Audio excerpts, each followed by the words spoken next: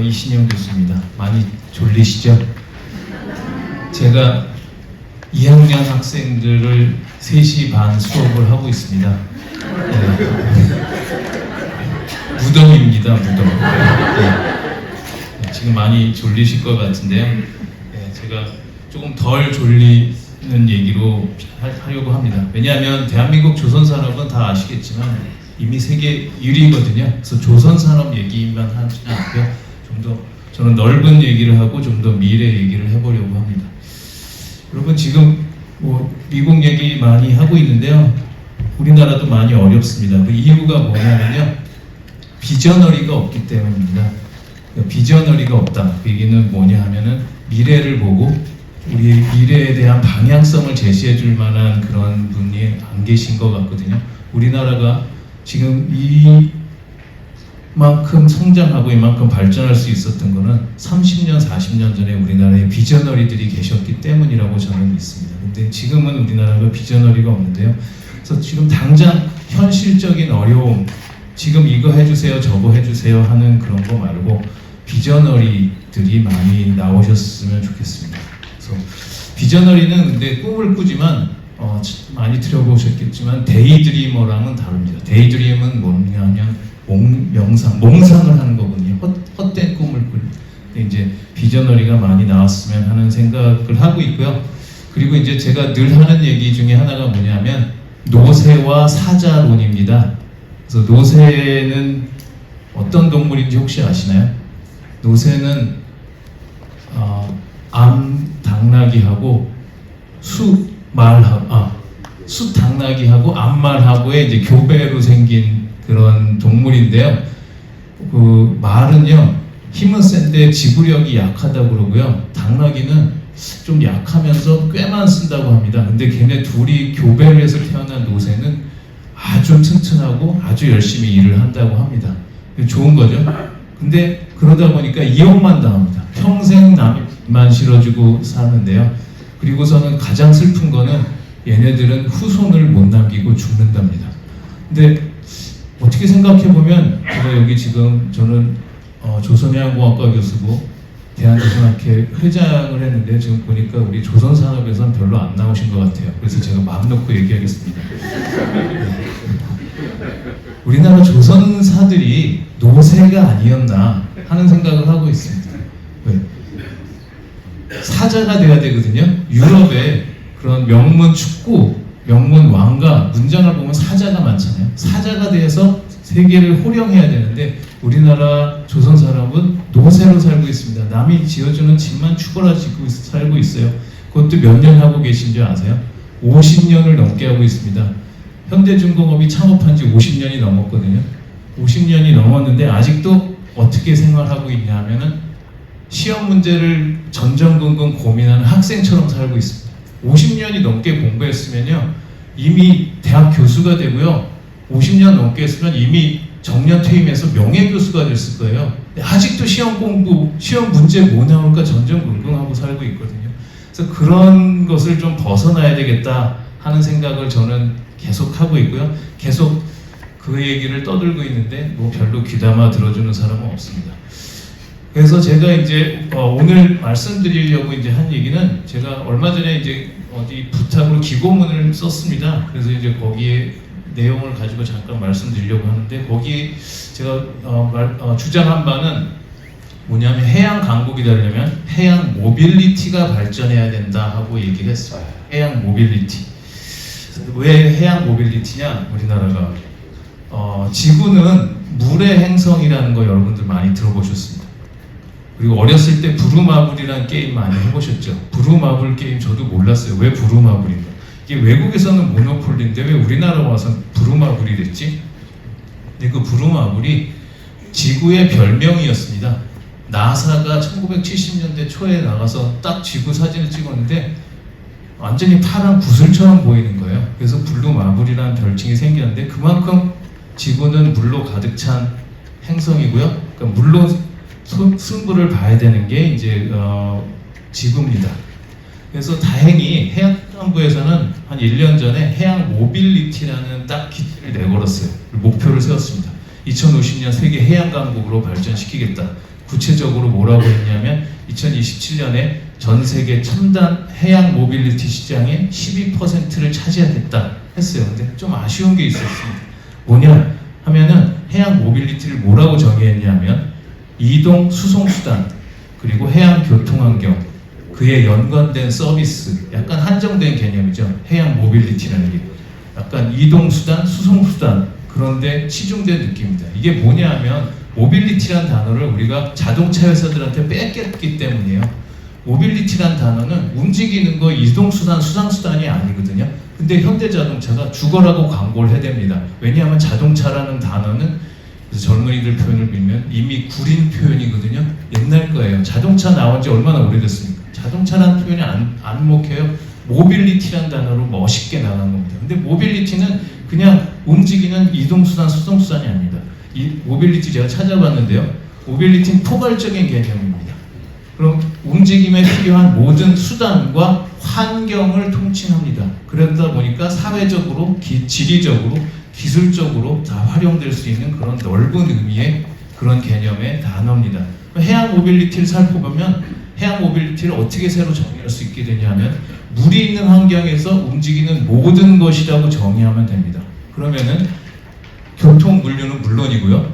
국방, 에너지, 환경, 농수산, 그리고 인간의 정주 인프라까지 우리가 상상할 수 있는 모든 해양 활동을 포함하는 게 우리가 해양 모빌리티라고 새롭게 정의라고 치고 나가야 됩니다.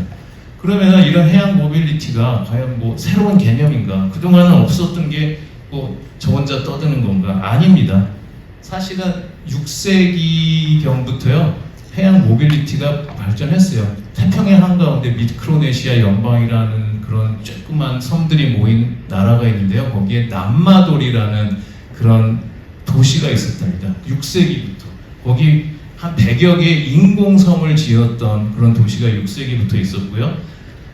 아즈텍 문명의 수도로 테노치티틀란이라는 도시가 멕시코 시티 자리에 있었답니다. 거기에는 한 번에 40만 명이라는 인구가 살았답니다. 엄청나죠.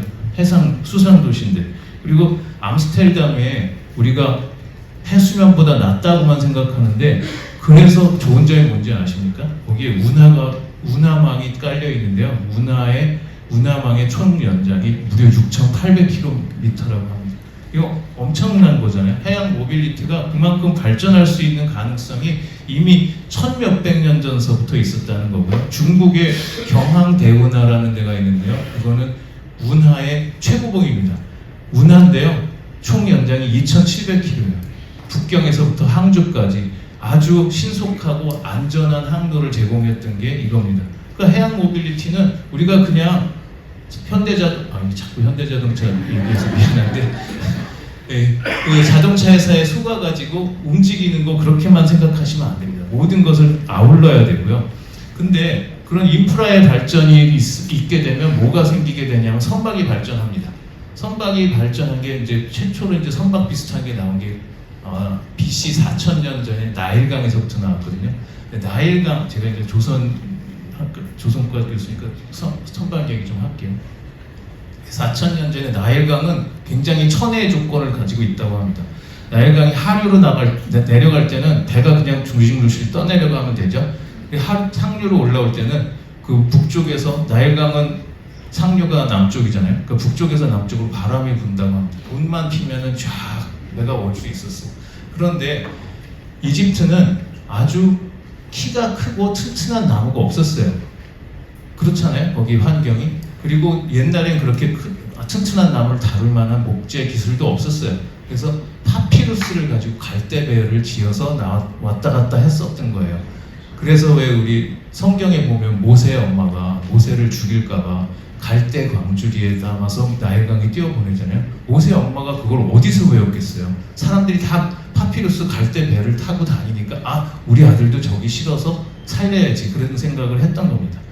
그리고서는 이제 조금 역사가 지나서 기중의 중심으로 이제 배가 나왔는데요. 그때 이제 나왔던 배는 사실은 노하고 돛을 같이 달았던 배예요. 그래서 여러분들 잘 아시잖아요. 그 아테네 아크로폴리스 거기 가면 이제 신전이 있는데 아테네 신전이 있는데 그게 뭐냐면은 그리스가 페르시아에 이긴 살라미스 해전 승리를 기념해서 만든 거잖아요. 근데 그때 나왔던 그리스의 배는 3단 노를 3단으로 하고 굉장히 빠른 배에 충각으로 팍 이제 그 페르시아 해군을 무찌른 거였잖아요. 그만큼 나왔어요. 그러니까 이제 그만큼 그 무역하고 해군 전쟁하고 그 환경에 맞춰서 배가 발전을 했는데 10세기 들어서면서 베니스하고 한자동맹의 배는 달라집니다. 어떻게 달라지냐면요. 삼각도치 캐슬이 들어왔어요. 삼각도치 들어오는 얘기는요. 배가 뒷바람뿐만 아니라 약간 옆으로 오는 바람도 타고 자유자재로 다닐 수 있다는 얘기고요. 캐슬이 들어왔다는 거는 이게 이 갑판 위에 이제 사람들의 거주 공간 그런 게 충분히 준비가 됐다는 거죠. 그러니까 이제 10세기 때부터 그렇게 되면서 15세기에 대양항해가 시작이 됐잖아요. 그러면서 이제 전 세계가 이 범선 시대가 됐죠. 그 범선 시대도 이제 18세기, 19세기에 증기기관에 이제 넘어갔는데요. 증기기관 배도 처음에는 하이브리드 선박이었습니다. 이제 자꾸 얘기가 흘러가는데 하이브리드 선박이 뭐였냐면 증기기관하고 돛하고 같이 있었던 거거든요. 그러니까 일본의 개항을 요구했던 그로분에는 지금 잘 찾아보기 어려운데요. 그 그림이나 사진은 잘 없고 그림을 찾아보면 돛하고요. 옆에 물레방아가 있습니다. 그러니까 대양을 건너려면 이 증기기관만으로는 다닐 수가 없었던 거예요. 그 석탄을 어떻게 싣고 다녀요? 그러니까 대양은 돛으로 지내고 그 앞에서만 이제 그 물레방아를 돌렸던 그런 하이브리드 선박이었고요. 그 선박이 조금 발전해서 물레방아가 아니라 프로펠러를 돌린 배가 뭐냐면은 우리나라의 신비양요를 일으켰던 제너럴 셔먼호입니다. 그러니까 그때는 다 하이브리드 선박이었거든요. 근데 이제 증기기관 선박이 발전해서 타이타닉이 되면서 타이타닉은 빙산이랑 부딪혀서 망가졌죠. 그리고 요새는 심지어 증기기관, 내연기관을 지나서 전동화 선박의 시대가 되고 있습니다. 그러면은 이제 우리가 생각해 볼게요. 그러면 이제 해양 모빌리티를 발전시키려면 무슨 방향으로 나가야 되겠냐 하는데요. 첫 번째 제 생각에는 지금 우리 양창호 부회장님도 말하셨는데 친환경입니다. 친환경은 우리 임기택 사무총장님도 말씀하셨지만 죽느냐 사느냐의 문제입니다. 그러니까 누가 죽느냐 사느냐의 문제냐면 인류가 죽느냐 사느냐의 문제입니다. 지구는 상관없어요. 지구는 이미 여러 번 온난화 다 겪었고요. 옛날에 지구가 처음 생겼을 때는 산소조차 없었다고 합니다. 그러니까 지구는 상관없지만 인간이 문제는 인류가. 근데 여태까지는 탄소 배출량만 문제를 삼았거든요. 이제는 온실가스, 모든 온실가스 배출량이 문제가 됩니다. 더 어려워진 상황이 오는 거예요. 그리고 그동안은 이제 연소계에서 탄소가 얼마나 나오냐, 엔진에서 탄소가 얼마나 나오냐만 따졌거든요. 간단하죠. 내 차에서만 탄소가 안 나오면 돼. 그게 전기차잖아요. 근데 이제는 그럴 수가 없어요. well to wake라고 해가지고 연료가 생산 채굴되는 그 시점부터 연료가 다시 자연으로 환원되는 그 시점까지 모든 단계에서 온실가스가 얼마나 배출되는지 이걸 보는 겁니다. 이게 더 어렵게 되는 거죠. 그러니까 그거를 다 따져서 그걸 제로를 맞춘다? 이거는 어마어마하게 어려운 문제고요. 2050년 그것도 이제 아까 IMO가 약간 이상한 말을 썼잖아요. on or by or around. 난 영어 말하는 사람들이 이렇게 애매모호한 표현을 쓰는 거 처음 봤어요. 이게 뭔가 이 사람들도 자신이 없다는 증거입니다. 그러니까 이게 그만큼 어려운 거고요. 요새 이제 이 중소선서 얘기 많이 하셨는데 바이오 연료라는 것 많이 도입을 하고 있습니다. 바이오 연료. 왜냐하면 그냥 내연기관에 넣고선 태우면은 쉬우니까. 그리고 솔깃한데 근데 바이오 연료를 만드느라고 이미 그 전에 우리 아까 웰트 웨이크라고 그랬잖아요. 생산에서부터 거기 내연기관 들 때까지 이미 너무너무 많은 온실가스가 생산이 됩니다. 그런 거는 피해야 되죠. 우리가 이런 이슈들을 다 이 고려를 해서 친환경으로 가야 되는데 그런 거는 우리 뭐 조선사만 해도 안 되고요. 해운사만 해도 안 되고요. 에너지사만 해도 안 됩니다. 서로 다 힘을 모아서 머리를 다 모아야 되고요. 둘째 방향은 뭐냐면 전동화입니다. 전동화가 뭐냐면 전기로 간다는 얘기거든요. 전기로 간다. 이 전동화는 우리가 얼마나 앞서 나갈 수 있느냐인데요. 요새 스마트화 많이 얘기하잖아요. 그리고 디지털 트윈 얘기하잖아요. 그게 되려면은 전동화가 반드시 필요합니다. 19세기에 증기기관이 있었고요. 20세기 내연기관이 있었는데 21세기에는 반드시 전동화 선박이 세계 바다를 뒤덮을 겁니다. 그래서 스마트화, 디지털화, 전동화가 돼야지 반드시 완성이 될 거고요. 근데 거기에 사람들이 얘기 안 하는 게 있습니다. 뭐냐면 탈중앙화입니다. 디센트럴리제이션이라는 건데요. 비트코인이 탈중앙화의 대표 주자입니다. 뭐냐면 한 군데서 중앙에서 컨트롤하는 게 아니고요. 다 각자 컨트롤을 하고 그게 서로 다 이어진 겁니다. 왜냐하면 상상해 보세요. 전 세계에 수만 척의 배가 다니는데 그거를 몇 군데에서만 컨트롤한다? 이걸 믿을 수가 있어요? 그거를 어디서 무슨 사고가 날지 모르는데, 그리고 몇만 척의 배가 그 보안을 누가 그걸 보장을 합니까? 못 하잖아요. 그거는 비트코인처럼, 비트코인은 보안이 시큐리티가 굉장히 안전하잖아요. 그런 기술을 탈중앙화를 해가지고 가야 되는 게 전동화의 또 하나 그런 기술이 돼야 되고요. 세 번째는 제가 얘기하는 게, 항상 얘기하는 게 법 제도입니다. 그래서 해양 모빌리티 분야의 진정한 승자는 법과 제도를 지배해야 된다고 얘기하는데요. 법과 제도만 알아서는 공허합니다. 당연히 철학하고 기술이 있어야 되는데요. 요새는 철학보다 기술이 더 중요합니다. 기술적인 기반을 충분히 갖추고 법과 제도를 지배할 수 있어야지 되는 겁니다. 증거가 있어요. 무슨 증거냐? 조선 산업에서 유럽이 큰 소리 빵빵 치잖아요. 유럽은 산업 기반 다 무너졌거든요. 그런데도 큰 소리 빵빵 치는 이유가 뭐냐? 기술적인 백그라운드가 있으면서 법과 제도를 지배하고 있기 때문입니다. 우리 임기택 사무총장이 거기서 많이 고생을 하고 오셨는데 그게 바로 우리가 앞으로 나가야 될 그런 방향입니다. 그래서 시간이 많이 지났는데요. 네, 그렇게 해서 우리가 앞으로 나갈 수 있는 거는 물류의 혁명이고요. 물류의 혁명에서 제가 이제 항상 얘기하는 게 원자력 연료를 얘기합니다. 원자력 연료가 충분히 가능하거든요. 원자력 연료 좋은 점 뭐냐면 벙커링이 필요 없습니다. 이론적으로 몇십 년 동안 벙커링, 기름 안 넣고도 잘 다닐 수 있거든요.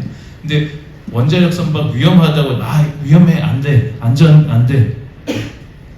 사람이 안 타는데요. 이제 원자력 선박 때문에 이제 무인 자율운항 선박이 됩니다. 사람이 안 타는데 좀 원자력 선박 쓰면 어떻습니까? 그리고 그러면은 짐을 싣고 내리려면 항구에 들어와야 되잖아. 우리 주위에 원자력 선박에 들어오면 되겠어? 항구에 안 들어오면 되잖아요. 원거리에 해상 터미널을 세우면 됩니다. 우리 스키장에 가면 곤돌라를 타는데요. 곤돌라를 타고 내릴 때는 곤돌라가 씁니까? 안 써요. 천천히 움직이면 사람들이 얼른 타고 내리잖아요. 똑같아요. 원거리 해상 터미널에 원자력 선박이 천천히 갑니다. 그러면 거기에 걸대같이 드론이 가고요. 무인 수륙 양령 선박이 갑니다. 거기서 짐을 내려가지고 바로 우리 동네 물류센터까지 오게 되는 거예요. 미들마일에 어마어마한 혁신이 있는 겁니다. 이거 어려울 것 같죠? 언젠가 될 겁니다. 네, 그게 비저너리가 얘기하는 거고요. 그리고 그렇게 되면 우리가 지금 다 컨테이너로 짐을 옮기는데 그게 어떻게 되니? 컨테이너가 20피트, 40피트 되는데 컨테이너 그 사이즈로 만들어야 됩니까? 아니에요. 컨테이너 생긴 지 50몇 년밖에 60몇 년밖에 안 됐는데 컨테이너를 새로 만들면 되잖아요. 네, 요새 CJ 대한통운이나 아마존 쿠팡 가보세요. 딱 물건 던지면 바로바로 지들이 분류가 돼서 쫙쫙 나갑니다. 그런 걸 배에는 왜 못 쓴다고 생각을 하세요? 그렇게 되면은 미들마일이 물류 혁신이 확실하게 달라지는 겁니다. 네. 그리고 이제 그러면은 배를 고칠 때는 원자력 선박 위험하지 않아? 원거리에다 플로팅 허브를 두는 겁니다. 그리고 선박의 수리는 다 모듈화가 될 겁니다. 모듈화가 뭐냐고요? 여러분들 요새 자동차 고치러 가보셨어요? 자동차 안 고쳐요. 요새 자동차 기술자들이 그냥 다 바꿔버려요. 모듈화가 되니까 가장 최소한의 인력으로 금방금방 선박의 수리가 가능합니다. 그럼 그 플로팅 허브가 위험하잖아. 거기 원자력을 다루는데 바다에서. 아니요, 안 위험해요. 거기서 플로팅 수상에 떠 있잖아요. 날씨가 나빠지잖아요. 태풍이 오잖아요. 물속에 쏙 들어가요. 물속에 들어가면은 안전해지거든요. 태풍 올 때. 그러다가 태풍이 지나면 다시 떠오르는데요. 왜 그런 거 생각을 왜 하면 안 됩니까? 원자력 선박 고준위 방사성 폐기면 어떡할 거야? 바닷속에 넣으면 되죠. 그 방사능 드럼을 꽁꽁 싸가지고요. 바닷속 깊은 곳에 넣어버리면 그만입니다. 네. 그걸 가지고 생각의 발상을 전환을 하게 되면 우리가 물류의 변화가 오게 되고요. 물류가 바뀌면은 이제 인프라가 바뀌고요. 인프라가 바뀌면은 해양 모빌리티의 패권국이 바뀌게 됩니다. 그럼 유럽이 아니라요. 우리나라가 평생 지속 가능한 패권국으로 갈 수 있는 그런 세상이 오는 겁니다. 네, 시간이 너무 지나가지고 제가 할 얘기는 무지하게 많습니다. 저는 어저께 잠을 잘 자가지고요. 네, 조금 졸린 시간인데 네, 혹시 더 궁금하신 분 있으면 나중에 어딘가 기고문에 실릴 테니까 더 읽어보시면 되고요. 나중에 저 또 찾아오시거나 아니면 서울대학교 이신영 교수 치면은 뭐 제 연락처 다 나오니까요. 뭐 언제든지 저한테 연락 주시면은 제가 기쁘게 수다 떨어드리겠습니다. 네, 감사합니다. 네.